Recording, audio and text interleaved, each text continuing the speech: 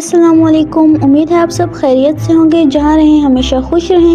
آج میں آپ کو ایک ایسی مختلف مگر دل کو چھو لینے والی کہانی سنانے جا رہی ہوں۔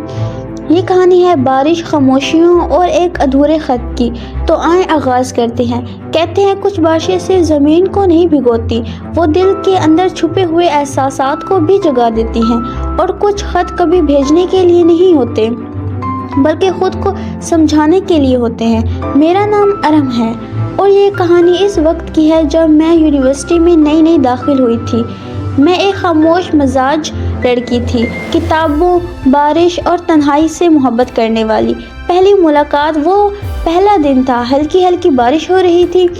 میں یونیورسٹی کے صحن میں کھڑی بارش دیکھ رہی تھی کہ اچانک کسی نے میرے اوپر چھتری تان دی۔ میں نے چونک کر دیکھا، وہ ریحان تھا، ہلکی سی مسکراہٹ، آنکھوں میں عجیب سا سکون۔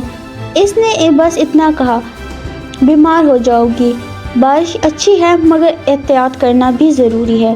ہماری باتیں کم ہوتی تھیں مگر ملاقاتیں اکثر ہو جاتی تھیں، لائبریری میں، کینٹین کے کسی کونے میں، یا بارش کے دنوں میں اسی صحن میں۔